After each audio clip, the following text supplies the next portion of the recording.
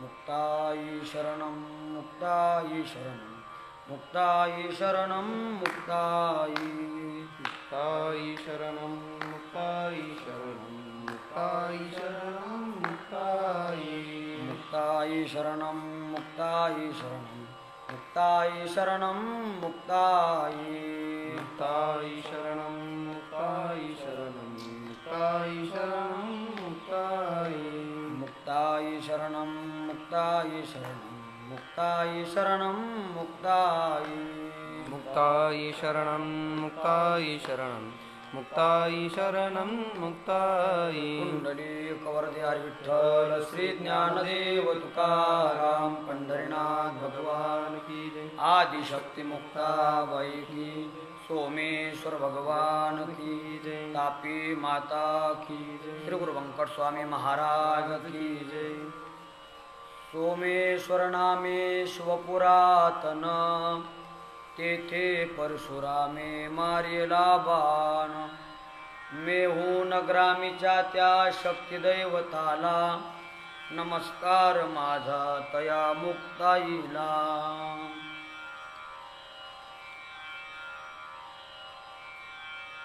प्रस्तुत प्राप्त प्रसंगी आज जे काही तुम्ही आपण सर्व लोक फेसबुक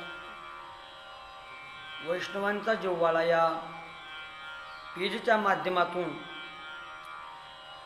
लाईव्ह येण्याचा योग आलेला आहे त्याचं कारण असं आहे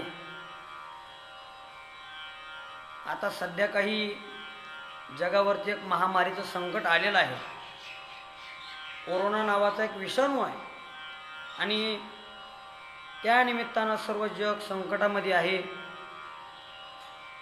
आणि अशा परिस्थितीमध्ये जे काही तुमचे आमचे सर्व धार्मिक कार्यक्रम आहेत हे अगदी मर्यादित स्वरूपामध्ये एक नित्यनेम म्हणून चालू आहेत आणि आजच्या दिवसाचा जर कधी आपण विचार केला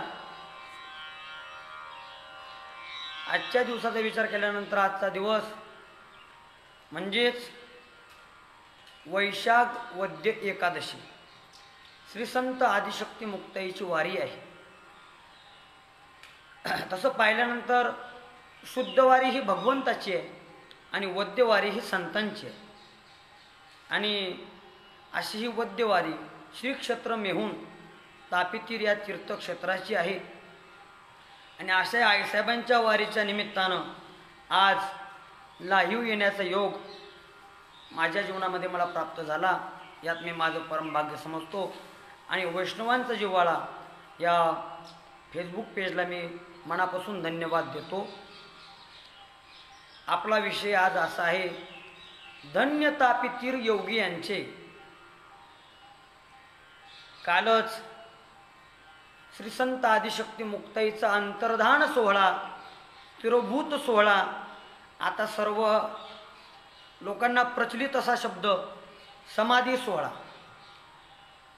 हा आईसाहेबांचा कार पार पडलेला आहे शासनाच्या नियमानुसार तो पार पडलेला आहे आणि आजची वैशाख वद्य एकादशी काल वैशाख वद्य दशमी होती आणि आज या एकादशीच्या निमित्तानं अशा थोर पर्वकाळावरती तुम्हा आम्हाला चिंतन करायचं आहे आपला विषय आहे धन्य तापीतीर योगी यांचे तापीतीर धन्य आहे योगी यांचं तापीतीर आहे या विचाराकडे जात असताना आपल्याला थोडी संतांच्या अवताराची पूर्वपीठिका बघावी लागेल अगदी थोडक्यामध्ये संत अवताराला कधी येत असतात धर्माचं रक्षण करण्याकरता साधूचा अवतार आहे धर्माचे पालन करणे पाखंड खंडन हेच आम्हा करणे काम बीजा वाढवावे ना किंवा संत महात्मे जे काही येतात ते कधी येतात ज्या वेळेस पाप वाढू लागतं आणि अज्ञानी समाज बनतो अज्ञानी समाजांना सज्ञान करण्याकरता संत महात्मे अवताराला येत असतात तसंच झालं श्री ज्ञानोबाराय निवृत्तीनाथ महाराज सोपान काका आईसाहेब मुक्ताई यांच्या अवताराला येण्यापूर्वी पृथ्वीवरती असं काही वेगळं घडू लागलं. काय घडलं? राजभ्रष्ट यवण झाले, ठाई ठाई दोष जडले. मग ही अवतार घेतले, कली दोष हरावया. मग विठ्ठलपंत आणि रुक्मिणी माता यांच्या पोटी या 4 ईश्वर विभूतींचा अवतार झाला. या 4 ईश्वर विभूती म्हणजे कोण आहेत? मेहुणवर स्वामींचं चित्र, मेहुण व स्वामींचा संबंध, मेहुण स्वामींचा संबंध सांगा. या 4 विभूती कोण आहेत? तर सदाशिवाचा अवतार, स्वामी निवृत्ती दातार. भगवान शिवाचा अवतार म्हणजे निवृत्तीनाथ महाराज आहेत. महाविष्णूचा अवतार सखा माझा ज्ञानेश्वर. भगवान विष्णूंचा अवतार म्हणजे ज्ञानेश्वर महाराज आहेत. ब्रह्मदेवाचा अवतार ब्रह्मसोपान तो झाला, भक्तानंद वर्तला. आणि आदिशक्ती मुक्ताबाई दाशी जनी लागे पायी. किंवा ज्ञानेश्वर भगवान विष्णूर निवृत्तीर भगवान हरा, सोपान भगवान ब्रह्मा मुक्ताख्या ब्रह्मचित कला. किंवा श्री संत कानोपात्रा सांगतात, शिवतो निवृत्ती विष्णू ज्ञानदेव पाही, सोपान तो ब्रह्मा मूळ माया मुक्ताबाई. ही जी काही 4 भावंड अवतीर्ण झाली ही काही सर्वसामान्य नव्हती, तर ईश्वर विभूती होत्या महाराज. आणि ईश्वर विभूतींचा अवतार आहे. आणि यांचा अवतार आपेगाव या गावी श्री विठ्ठलपंत आणि आईसाहेब रुक्मिणी माता यांच्या पोटी आपेगाव या गावामध्ये झाला. त्यामध्ये श्री संत आदिशक्ती मुक्ताई आश्विन शुद्ध प्रतिपदा नवरात्र उत्सवाचा आरंभ त्या दिवशी वार शुक्रवारी माध्यान्ह काळी शके 1201 या दिवशी अवतीर्ण झाल्या. 1201 मुक्ताई जन्मली, जनी मने केली मात त्यांनी. या 4ही भावंडांचं जन्मस्थान आपेगावच आहे.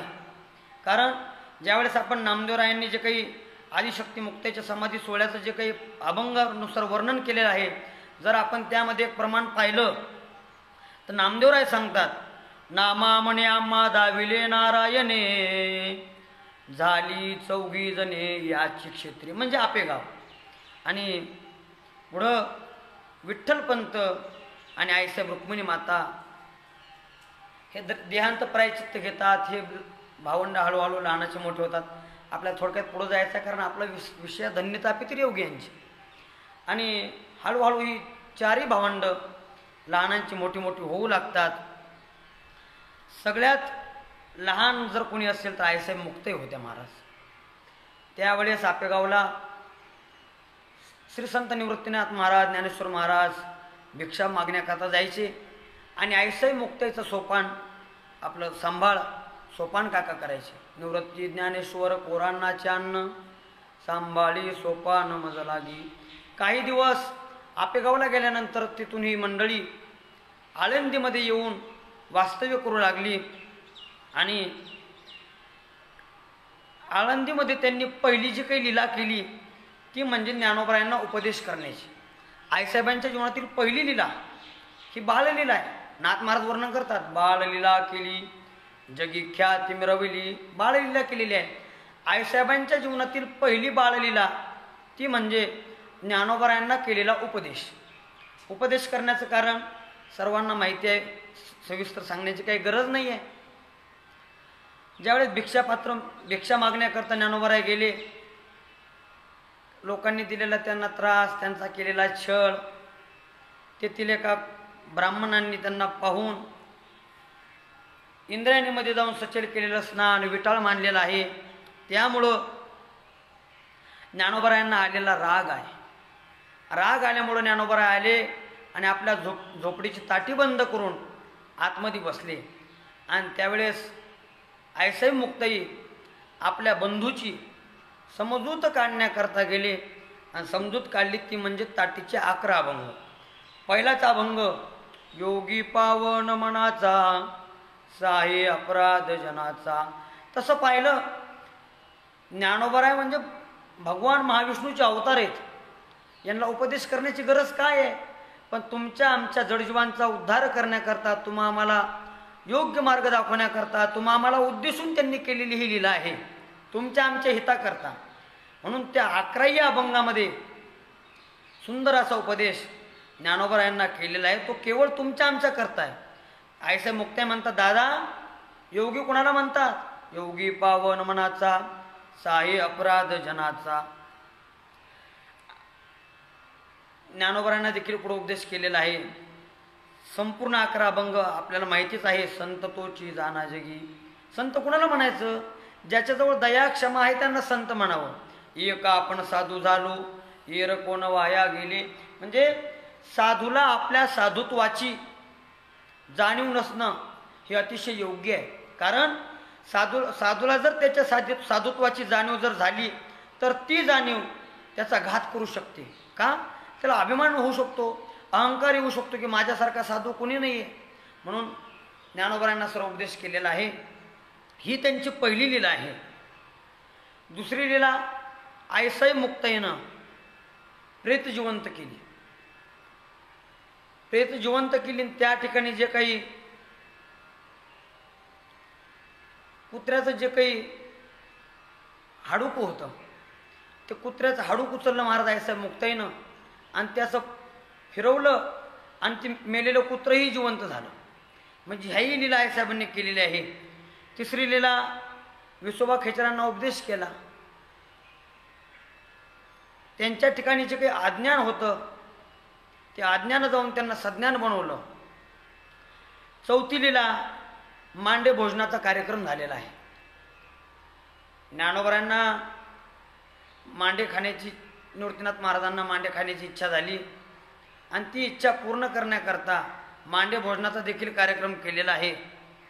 आणि सर्वात अजूनही महत्त्वाची लीला ती म्हणजे चांगदेव महाराजांचा गर्व परिहार आयसाहेब मुक्ताईने केलेला आहे. चांगदेव महाराजांना गर्व झाला होता, पण त्या गर्वाचा परिहार देखील चांगदेव महाराजांचा आईसाहेब मुक्ताईने केला आणि चांगदेव महाराजांना उपदेश केला. मग त्यावेळेस चांगदेव महाराजांचे उद्गार आहेत, चांगदेव म्हणे आजी जन्मालो, गुरुपुत्र झालो मुक्ताईचा. आणि अजूनही पुढची लीला त्यांची एक झाली ती म्हणजे नामदेवरायांचा गर्व परिहार. नामदेवरायांना गर्व झालेला होता की मी भगवंताच्या जवळ राहतो, भगवंत माझ्या हातचं जेवतात, भगवंत माझ्याशी बोलतात. आणि नामदेवरायांची ज्यावेळेस भेट झाली त्यावेळेस निवृत्तीनाथ महाराजांनी सांगितलं मुक्ताईला, अगं मुक्ताई जा पुढं घे दर्शन, पंढरायाचे श्रेष्ठ भक्त आहेत यांचं तू दर्शन घे. आयसाहेब मुक्ताई म्हणाले मी दर्शन घेणार नाही. म्हणे मुक्ताबाई जाईना दर्शना. का जाणार नाही? आधी अभिमाना दूर करा. आधी जो काही तुमच्याजवळचा जो काही अभिमान आहे तो अभिमान तुम्ही दूर करा. आयसे मुक्ते म्हणतात, अखंड जयाला देवाचा शेजार, कारे अहंकार गेला नाही. अखंड तुला भगवंताचा सोबत आहे, सांगात आहे, भगवंत तुझ्याशी बोलतोय, भगवंताजवळ तू राहतो, एवढा असताना देखील तुझा अहंकार का गेला नाही? म्हणून आयसे मुक्ते म्हणले आधी अभिमाना दूर करा, मगच मी दर्शन घेईन, नाही तर दर्शन घेणार नाही. मग नामदेवरायांचा देखील गर्वाचा परिहार केलेला आहे. आणि नामदेवरायांना सांगितलं जीवनामध्ये जोपर्यंत गुरु नाही तोपर्यंत ते संपूर्ण जीवन निष्फळ आहे. म्हणून नामदेवरायांना गुरु करण्याकरता आयसाहेब मुक्ताई प्रवृत्त झालेले आहेत. आणि पुढंच नामदेवरायांनी विसोबा खेचरांना गुरु केलेला आहे.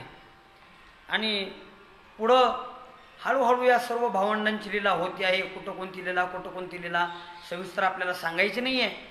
पुढं या भावंडाची नामदेवरायांची भेट होते ती म्हणजे भगवंताच्या आज्ञेनुसार भेट होते. भगवंताची आज्ञा होते आणि निवृत्तीनाथ महाराज, ज्ञानेश्वर महाराज, श्री संत सोपानकाका आईसाहेब मुक्ताई ही पंढरी क्षेत्रामध्ये जाऊन भगवंताच्या जवळ जाऊन तीर्थयात्रा करण्याकरता आज्ञा मागतात. आणि ती तीर्थयात्रा करण्याकरता नामदेवराय देखील सोबत नामदेवरायांना घेतात.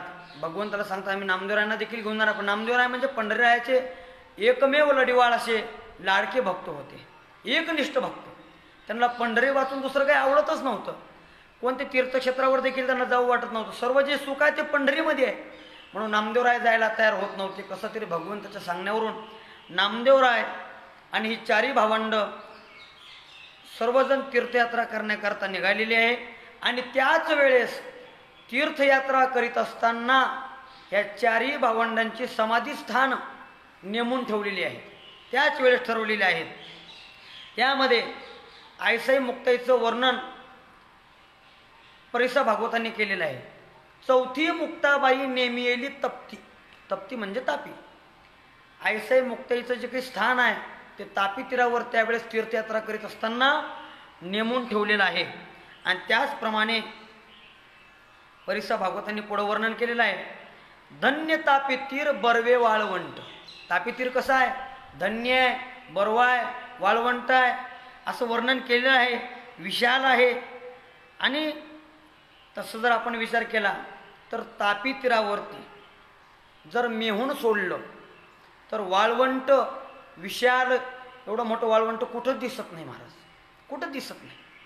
आता सध्या ते वाळवंट हातनूर प्रकल्पाच्यामुळं पाण्यामध्ये गेलेलं आहे. आणि असं विशाल वाळवंट त्या ठिकाणी होतं. आणि ते वाळवंट हातनूर प्रकल्पामुळं पूर्ण जलमय झालेलं आहे. असो, ही चारही भावंडांनी तीर्थयात्रा पूर्ण करून आल्यानंतर ज्ञानोबरायांची समाधी आळंदीला झालेली आहे. ज्ञानोबरायांनी कार्तिक वद्य त्रयोदशीला आळंदीला इंद्रायणी मातेच्या तीरावरती समाधी घेतली. त्या ठिकाणी शिवदैवत आहे सिद्धेश्वर, तीर्थ आहे इंद्रायणी. पुढं तीच मंडळी सोपान काकांना समाधी देण्याकरता त्या काळचं संवत्सर म्हणजे आजचं सासवडला आले. आणि सासवडला करागंगेच्या तीरावरती शिवदैवत वटेश्वर त्या ठिकाणी सोपान काकांना मार्गशीर्ष वद्य त्रयोदशीला समाधी दिलेली आहे. आणि तिथून हा संत मंडळींचा पोहाची पोहा भगवंतासोबत माघ वद्य त्रयोदशीला त्या काळचं नाव पुण्यस्तंभ, आजचं प्रचलित पुणतांबा या ठिकाणी आलेले आहे. आणि त्या ठिकाणी गोदावरी मातेच्या तीरावरती आणि सिद्धेश्वर नावाचं जे काही शिवदैवत आहे या ठिकाणी चांगदेव महाराजांना देखील समाधी दिलेली आहे.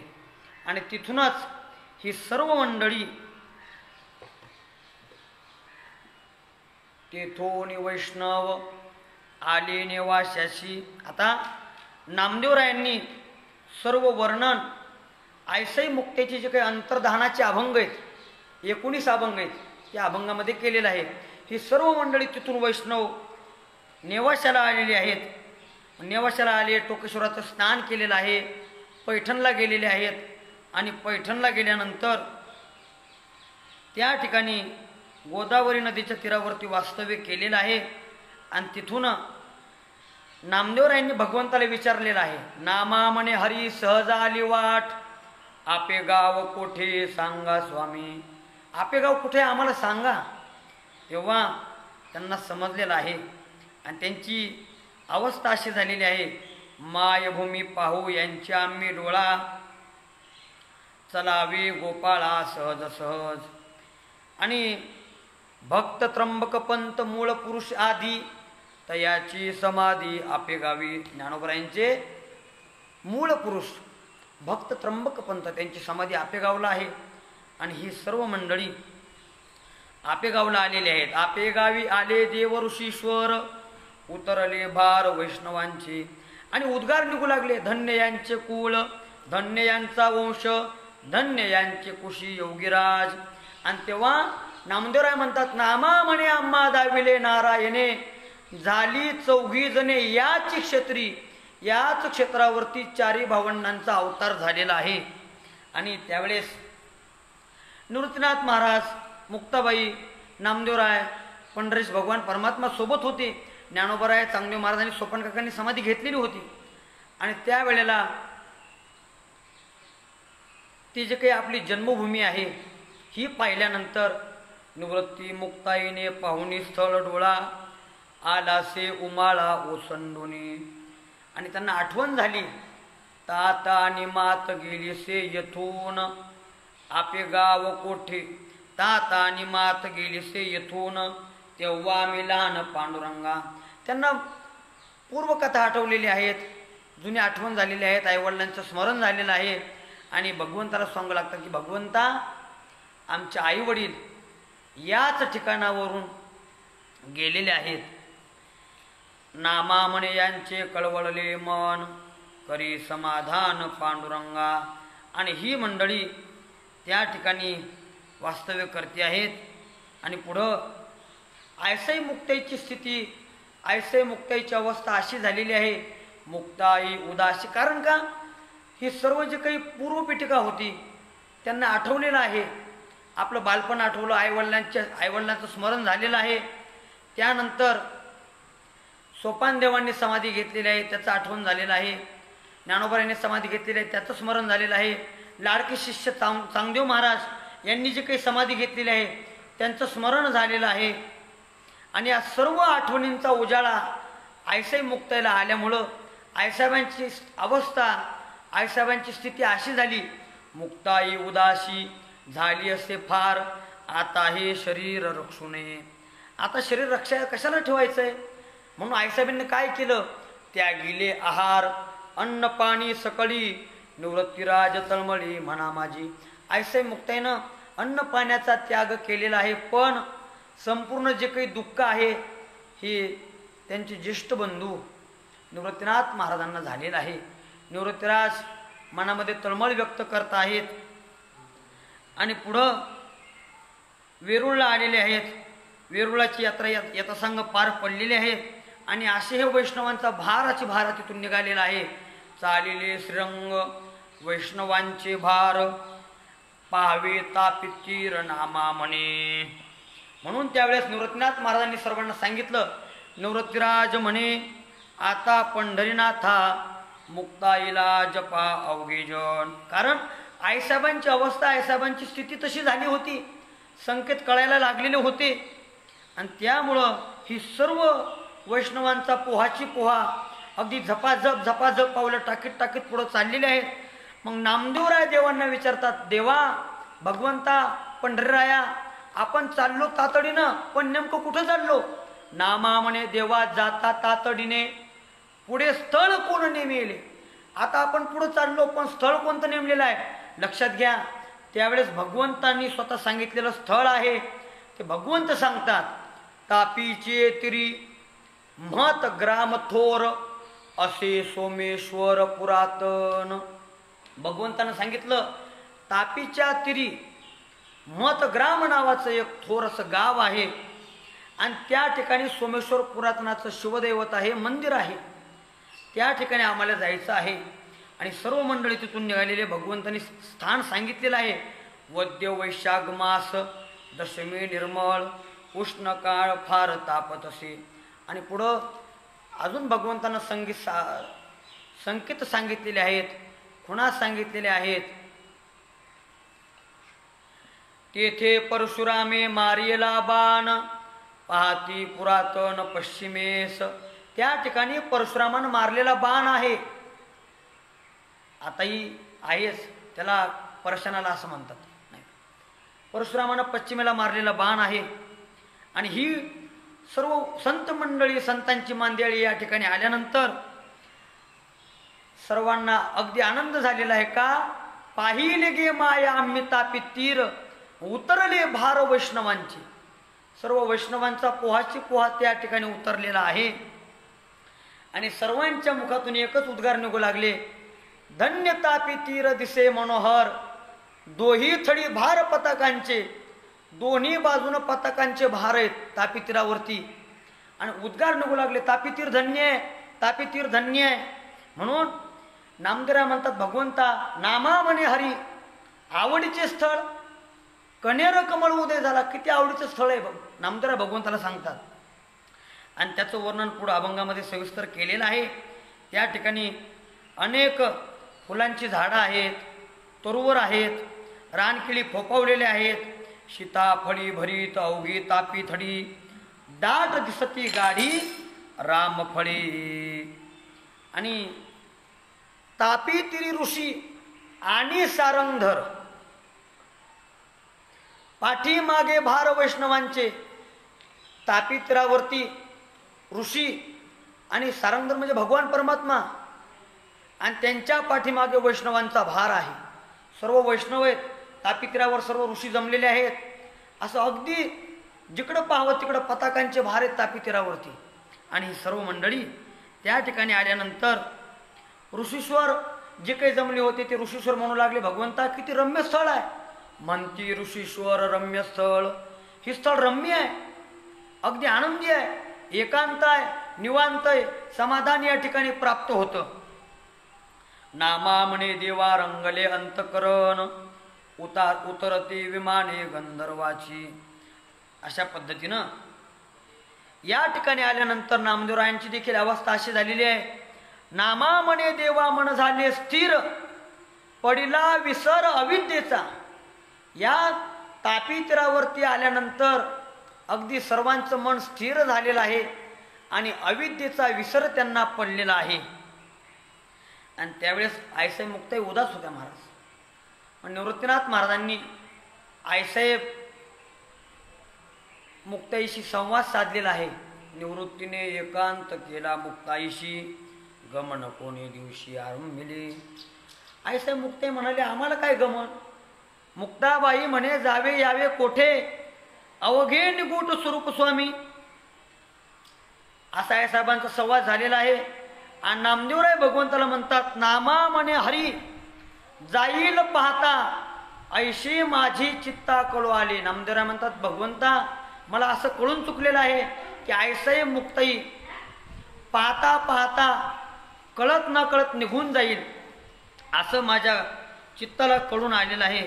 आणि त्या ठिकाणी ही सर्व मंडळी वद्य वैशाख मास दशमीचे दिवशी गेले ते स्नानाशी तापी तिरी. वद्य वैशाख दशमी या दिवशी ही सर्व मंडळी स्नान करण्याकरता गेलेली आहे आणि स्नान केलेलं आहे. आणि स्नान केल्यानंतर करोनिया स्नान बैसले बाहेर म्हणती अंधकार फार झाला. या सर्व मंडळीनं तापी तीराचं स्नान केलेलं आहे. तापी नदीमध्ये आपलं स्नान केलेलं आहे.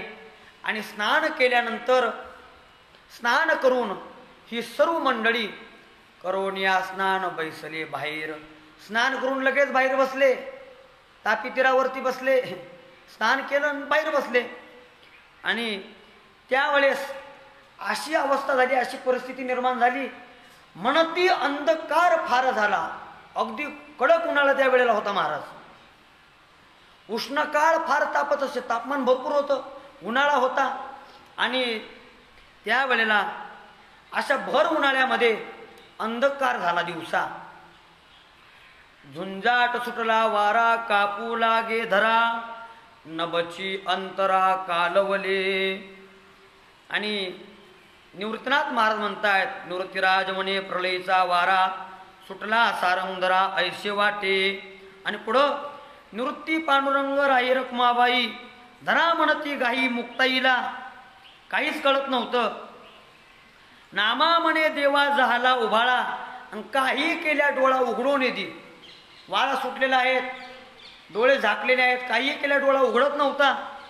ऋषी म्हणती हरी पातले से विघ्न आता कैचे प्राण वाचतील. ऋषी म्हणाले, भगवंता हे असलं कसलं विघ्न आहे, आता आपले प्राण वाचत नाहीये. आणि कोणाची ती शुद्धी नाहीची आहे, कोणाला शुद्धी राहिली नाही. म्हणती नारायणा मृत्यू आला.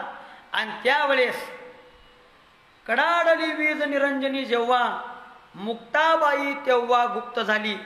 ज्या वेळेला वीज कडाडली तेव्हा मुक्ताबाई गुप्त झाली. आईसाहेब मुक्ताई गुप्त झाल्यानंतर वैकुंठी लक्ष घंटा वाजती एक घाई झाली मुक्ताबाई स्वरूपाकार. आईसाहेब मुक्ताई गुप्त झाल्या. आईसाहेब मुक्ताईची समाधी नाही आहे. तरी लोक काय काय म्हणतात आईसाहेब मुक्ताईचं समाधीस्थळ, समाधी सोहळा. ज्यांची समाधी नाही आहे त्यांचं समाधीस्थळ आलो कुठून.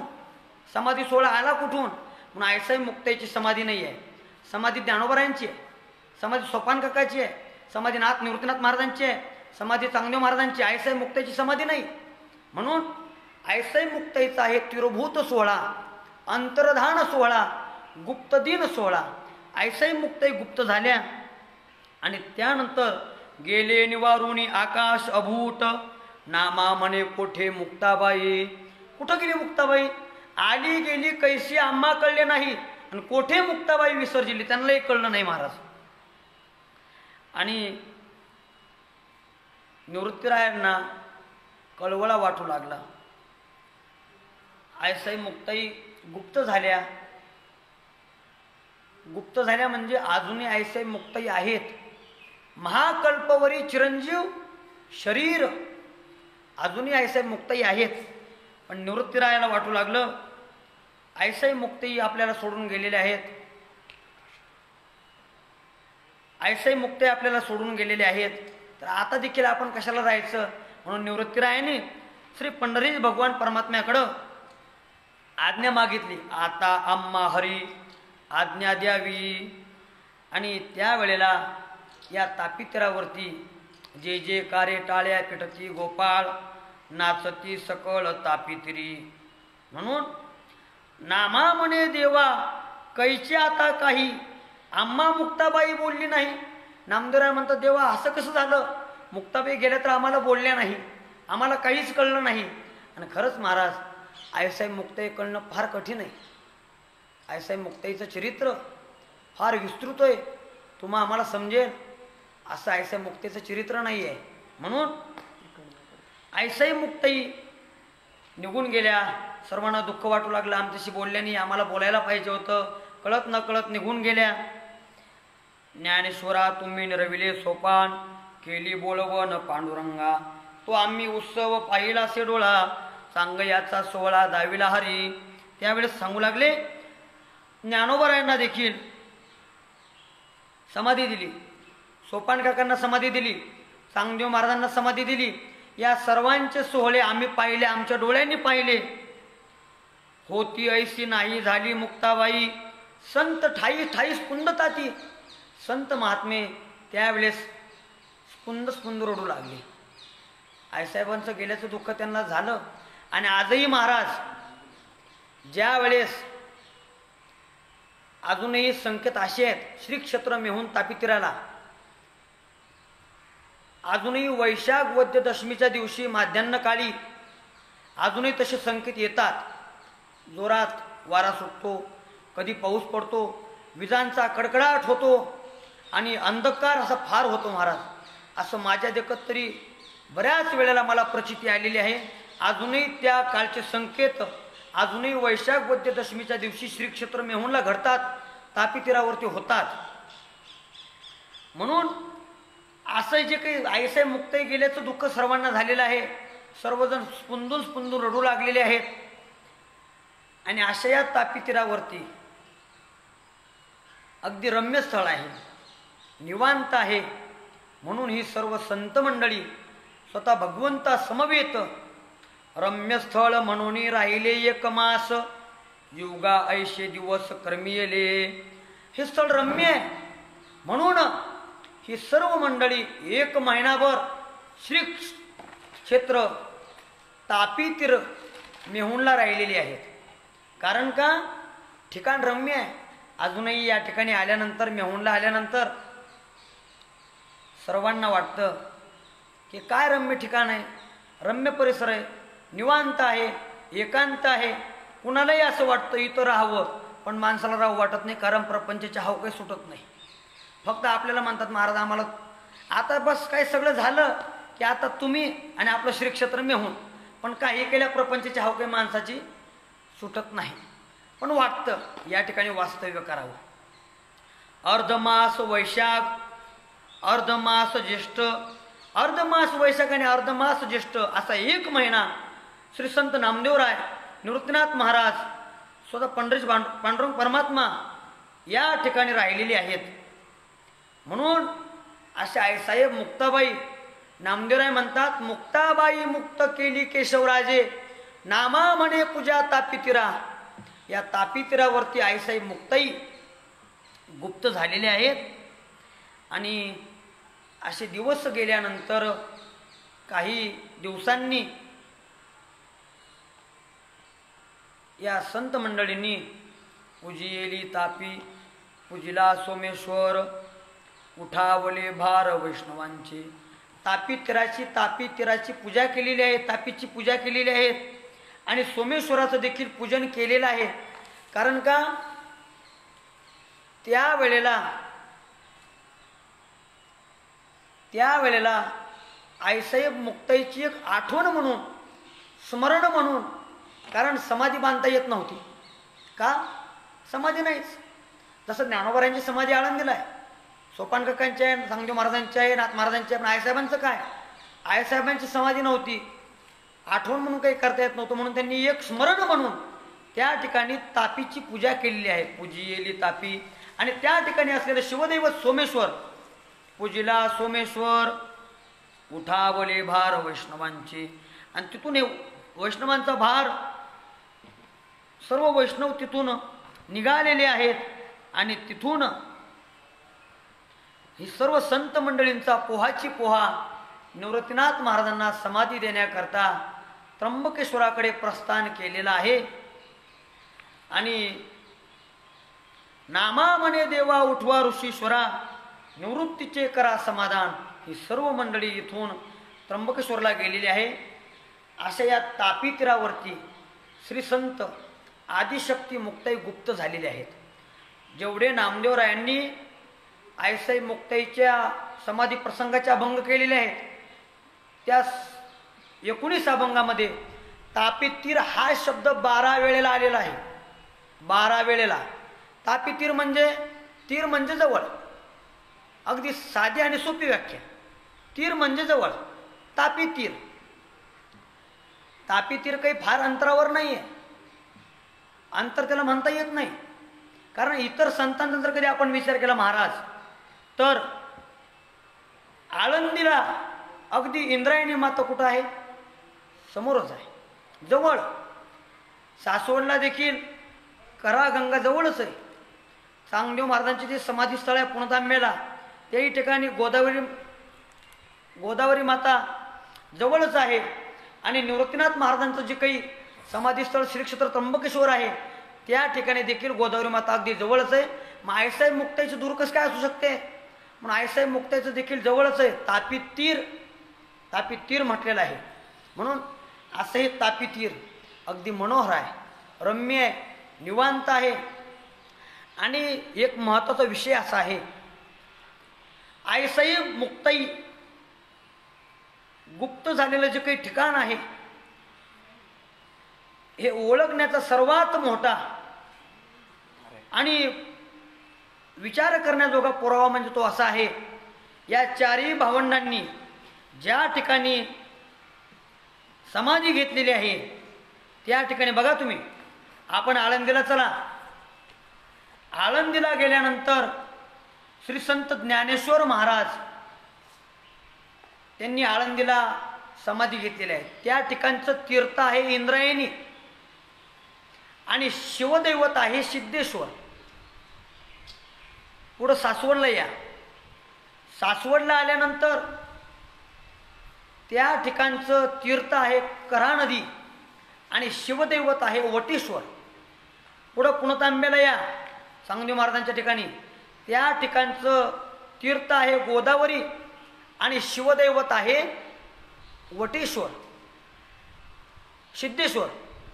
आणि श्री क्षेत्र त्र्यंबकेश्वरला जा. त्र्यंबकेश्वरला गेल्यानंतर त्या ठिकाणचं तीर्थ आहे गोदावरी आणि शिवदैवत आहे त्र्यंबकेश्वर. आणि बघा तुम्ही, मग आईसाहेब मुक्ताईला काही शिवदैवत नसेल? नाही. आईसाहेब काही बिगर शिवदैवताचे कुठं जाणार आहेत? बिगर तापीतीराचं कुठं जाणार आहेत? म्हणून आईसाहेबांना देखील तीर्थ आहे ते तापी आणि शिवदैवत आहे ते सोमेश्वर. अजूनही या श्री क्षेत्र मेहुणला आल्यानंतर या ठिकाणी 3000 वर्षापूर्वीचं देखील शिवदैवत या ठिकाणी आहे. जुनं हेमाडपत्ती मंदिर आहे सोमेश्वराचं. म्हणून आयसाई मुक्ताईचं शिवदैवत हे सोमेश्वर आहे. आणि दावोनी दोन पण एक रसाचे आरोगण करीता आहे मेहून अनादिजे. असं शिवदैवत आणि तीर्थ तापी अशा या तापी तीरावरती आईसाई मुक्ताई गुप्त झाल्या. या तापी तीराचा जे काही महत्त्व आहे, तापी तीराचं महात्म्य आहे, हे फार महाराज आगळं वेगळं आहे. आपला विषयच तो आहे, धन्य तापी तीर योगी यांचे. तापी तीराला धन्यता का दिली असेल, असं त्या तापी तीरावरती आहे तरी काय. या तापी तीरावरती अनेक ऋषीमुनींनी तपश्चर्या केलेली आहे. त्यामध्ये नामदेवरायांनी भगवंताला सांगितलेलं महत्त्वाचं ठिकाण, महत्त्वाची गोष्ट ती म्हणजे अशी, नामदेवराय म्हणतात, नामा म्हणे देवा भला हा एकांत मार्कंडेयच तप केले. मार्कंडेय ऋषीनं याच ठिकाणी तपश्चर्या केलेली आहे. याच ठिकाणी बाजूला बघा तुम्ही डाव्या हाताला मार्कंडेय ऋषींची तपभूमी आहे. अजून एक ते स्थान आहे. म्हणून नामदेवराय म्हणतात या ठिकाणी मार्कंडेय ऋषीने तपश्चर्या केलेली आहे. त्या ठिकाणी चांगदेव महाराजांनी तपश्चर्या केलेली आहे चांगदेवला. त्या चांगदेवचं पूर्वीचं नाव सुंदर क्षेत्र, आताच चांगदेव असं म्हणतात. सुंदर क्षेत्र आहे. असे आईसाई मुक्ताईचे लाडके शिष्य चांगदेव महाराजांनी त्या ठिकाणी तपश्चर्या केलेली आहे, सुंदर क्षेत्राच्या ठिकाणी. पुढं या तापी तीरावरची जे काही जवळची आसपासची गावं आहेत, आता त्या गावांचं नामकरण झालेलं आहे. या ठिकाणी उदळी म्हणून गाव आहे. त्या उदळीला उद्दालक ऋषी झाले. त्या उद्दालक ऋषींनी त्या ठिकाणी तपश्चर्या केली, म्हणूनच त्यांच्याच नावावरून त्या गावाचं नाव झालं उदळी. त्याच्याच बाजूला अगदी जवळ काही अंतरावरती मांगलवाडी म्हणून नावाचं गाव आहे. त्या मांगलवाडीला तापी तीरावरती मांगल्य ऋषीनं तपश्चर्या केली, म्हणून त्यांच्याच नावावरून त्या गावाचं नाव झालं मांगलवाडी. पुढं अगदी तापी नदीच्या तिकडल्या तीरावरती, तिकडल्या बाजूला शिंगत म्हणून नावाचं गाव आहे. त्या शिंगतला तापी नदीच्या तीरावरती शृंग ऋषींनी तपश्चर्या केली, म्हणूनच त्याला शिंगत असं म्हणतात. आणि अशा या तापी तीरावरती भरपूर ऋषीमुनींनी तपश्चर्या केलेली आहे. म्हणून या तापी तीराला योगियांचे तापी तीर असे म्हणतात. भरपूर योगी लोक झालेले आहेत.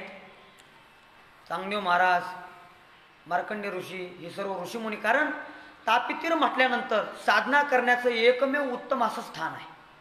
कारण जगद्गुरु तुकोबार म्हणतात, काळ सारावा चिंतने एकांतवाशी गंगा स्नाने देवाच्या पूजने प्रदक्षिणा तुळशीच्या. मग काळ जर चिंतनामध्ये सारायचा असेल, एकांतामध्ये सारायचा असेल, तर त्याला लोकांची काय गरज आहे? काय गरज नाही ना. एकांत जर पाहायचा असेल तर श्री क्षेत्र मेहुणला यावं लागेल. मेहुणला आल्यानंतर नाथ महाराज वर्णन करतात, सुखाचा निधान तो माझा सोपान आणि विश्रांतीचे स्थान मुक्ताबाई. मुक्ताबाईला या ठिकाणी विश्रांती प्राप्त झाल्याशिवाय राहत नाही. अशा या तापी तीराला विश्रांती आहे. तापीचं रोजचं स्नान घडतं आणि स्नान करून साधना करण्याचं एकमेव निवांत असं स्थान म्हणजे तापी तीर आहे. या तापी तीरावरती अनेक ऋषीमुनी योगिनी जप तप केलेला आहे. म्हणूनच तापी तीर हे धन्य आहे. नुसतं धन्य नाही तर ते योगियांचं असं म्हटलेलं आहे. योगियांचे तापी तीर ते धन्य आहे. आणि का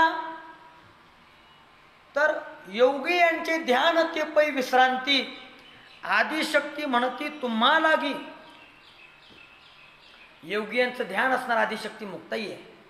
आणि खरोखर मी सर्वांना सांगू इच्छितो, जर आपल्याला प्रचिती जर पाहिजे असेल तर प्रत्येकानं जे आले असतील ते भाग्यवान आहेत. प्रत्येकानं एकदा अवश्य श्री क्षेत्र मेहुणला या. मेहुणला आल्यानंतर प्रचिती अशी येते, या ठिकाणी या मातीचं दर्शन झाल्यानंतर अशी प्रचिती येते, या ठिकाणी आल्यानंतर एकांत लाभतो.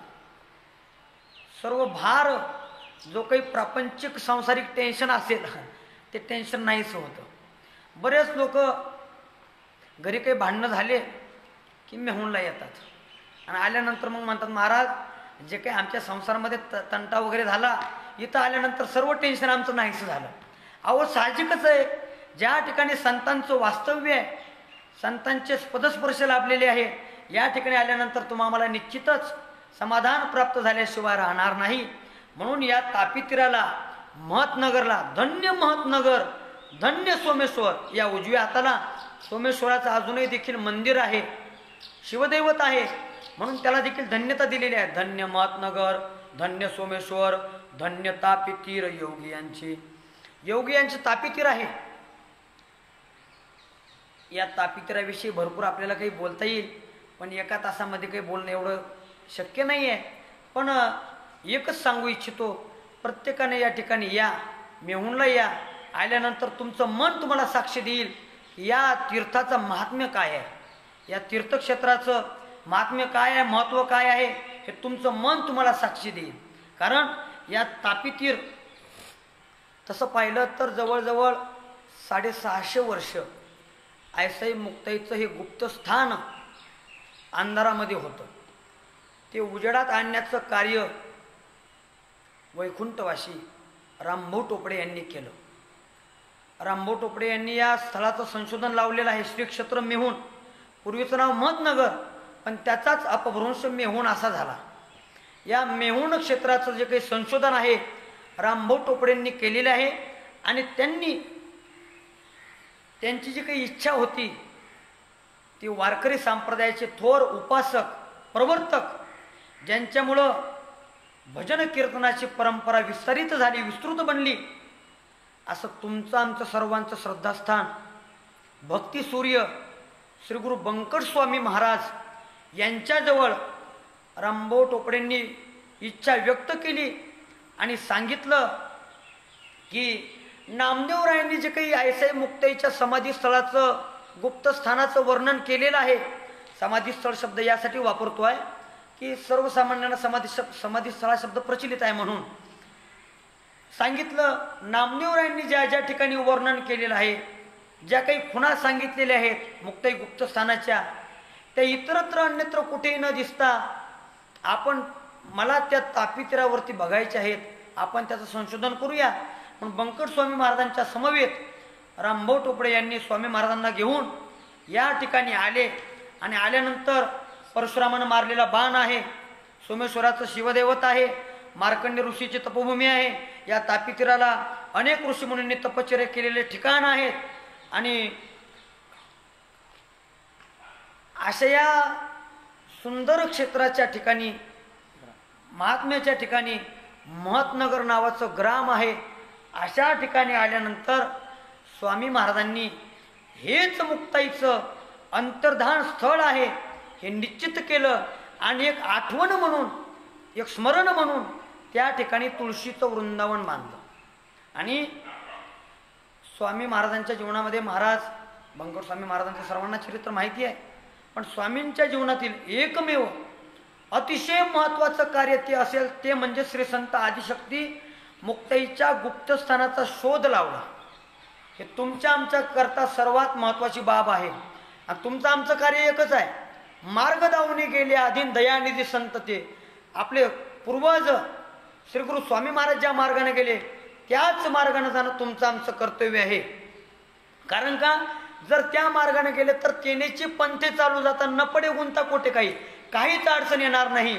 आणि जर इतरत्र कोणत्याही मार्गाने गेले तर तुमच्या आमच्या जीवनामध्ये आपल्याला धोका झाल्याशिवाय राहणार नाही. म्हणून बंकट स्वामी महाराजांच्या जीवनातील हे फार मोठं महत्त्वाचं कार्य आहे. या स्थळाचा स्वामी महाराजांनी शोध लावला. आणि स्वामी महाराजांनी जे काही अधिक मासाचे मोठे मोठे नाम सप्ताह केले, 1 महिनाभर, त्यातील एक नाम सप्ताह श्री क्षेत्र मेहुणला तापी तीराला केलेला आहे. आता त्यावेळेला तापी तीर विशाल वाळवंट होतं. खाली वाळवंटामध्ये तापी तीरावरती श्री गुरु स्वामी महाराजांनी 1 महिनाभर अधिक मासाचा सप्ताह केला.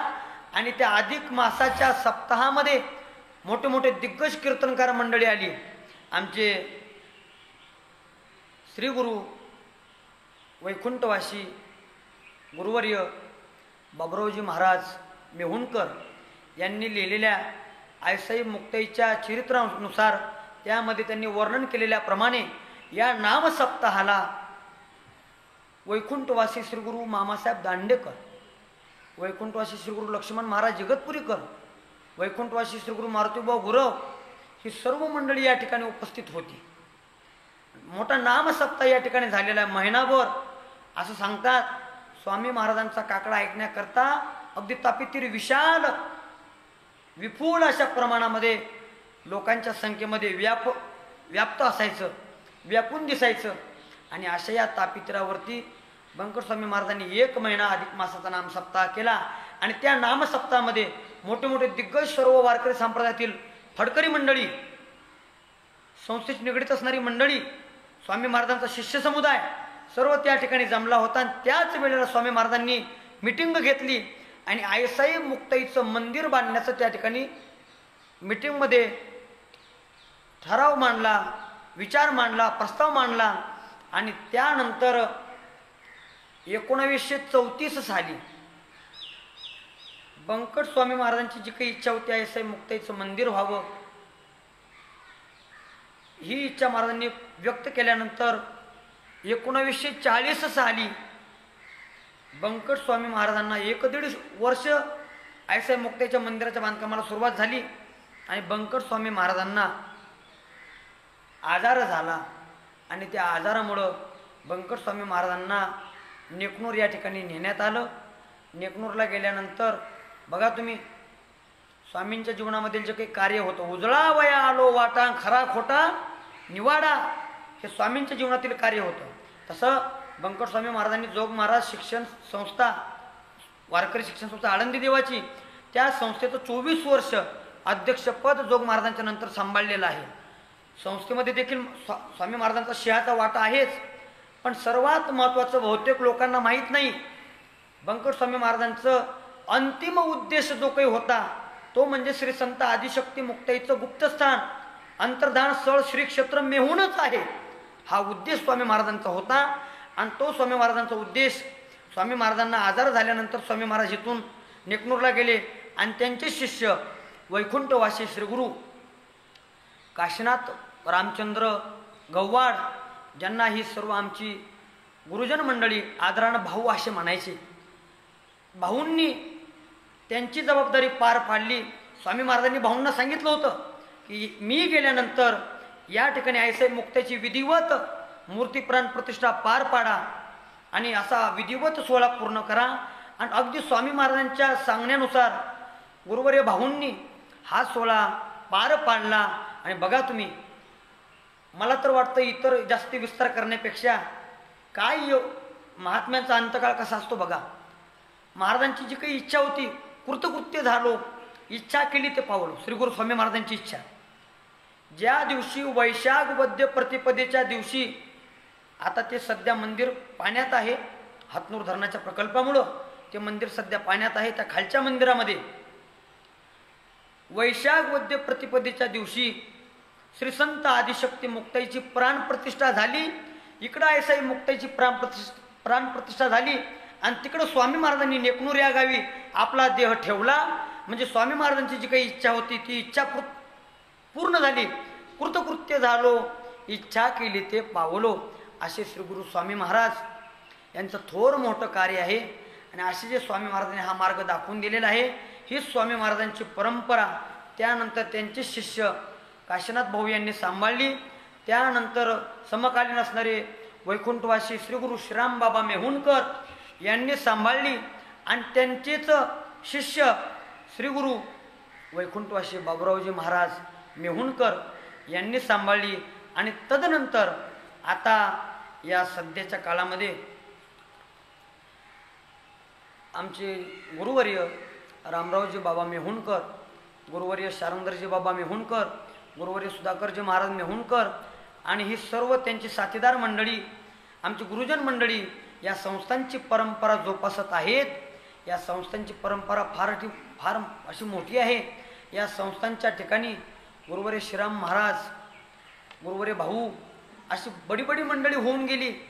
आणि अशा या महात्म्यांच्या सहवासामध्ये ज्या मातीला मोठ्या मोठ्या महात्म्यांचे चरणस्पर्श झाले अशा मातीमध्ये आमच्यासारख्यांचं वास्तव्य आहे, सेवा करण्याची आम्हाला संधी आहे, यात आमचं परमभाग्य आहे.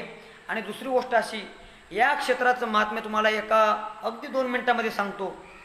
योगीराज श्री संत तुकाराम बाबा खेडलेकर होऊन गेले.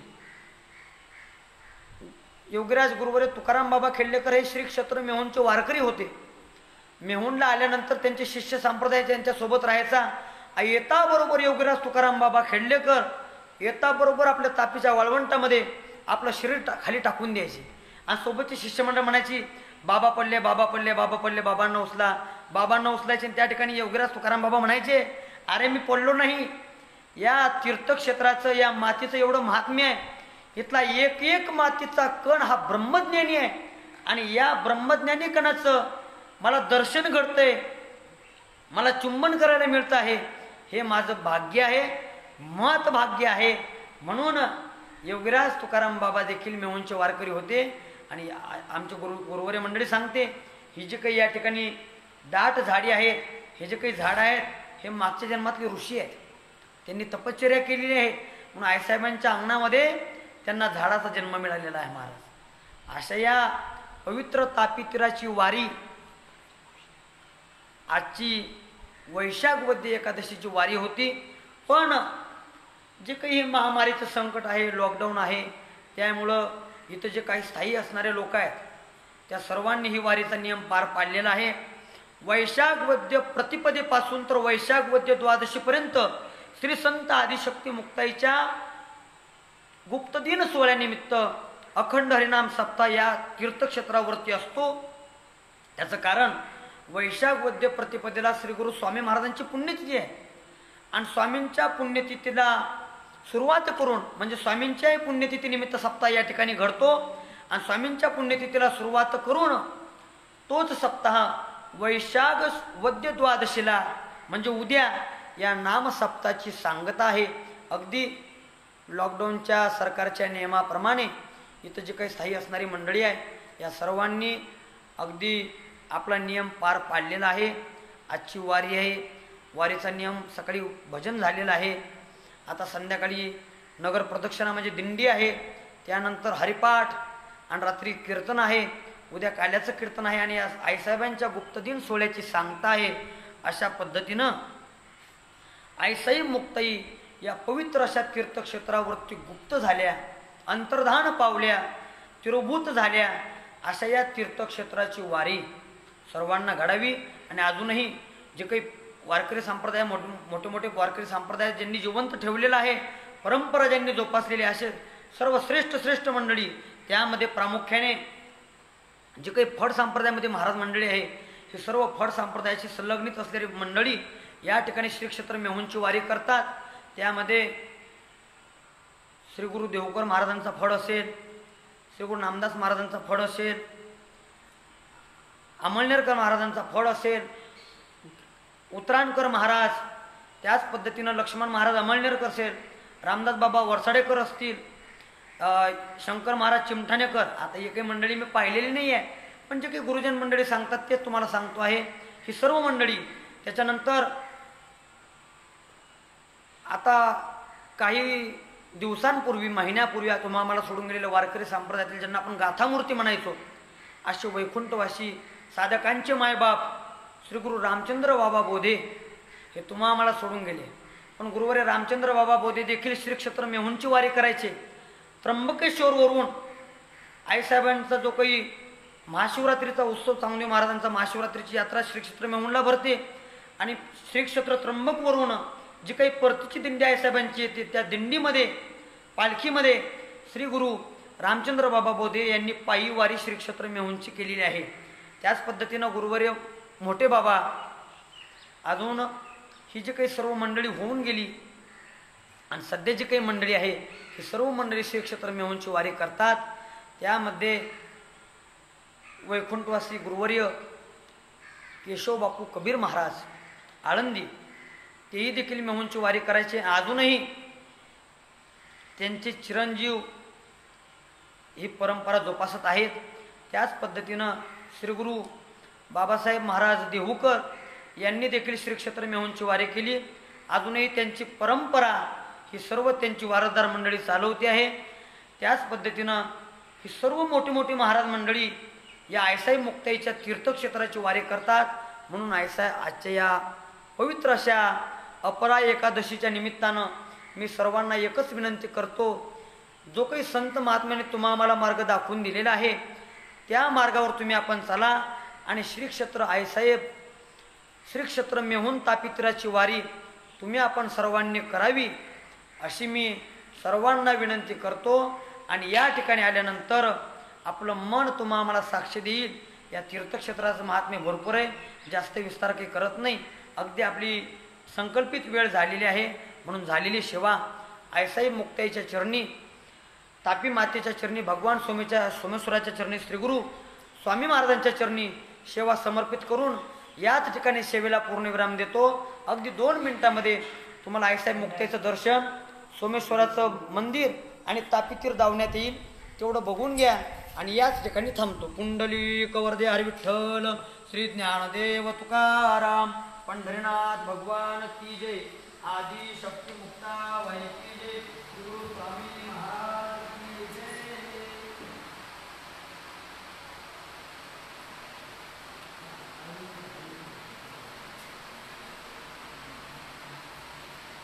मुक्ताई शरणं मुक्ताई शरणं मुक्ताई शरणं मुक्ताई, आई मुक्ताई शरणं मुक्ताई शरणं मुक्ताई शरणं मुक्ताई, मुक्ताई शरणं मुक्ताई शरणं मुक्ताई शरणं मुक्ताई, आई मुक्ताई शरणं मुक्ताई शरणं मुक्ताई शरणं मुक्ताई, मुक्ताई शरणं मुक्ताई शरणं मुक्ताई शरणं मुक्ताई, आई मुक्ताई शरणं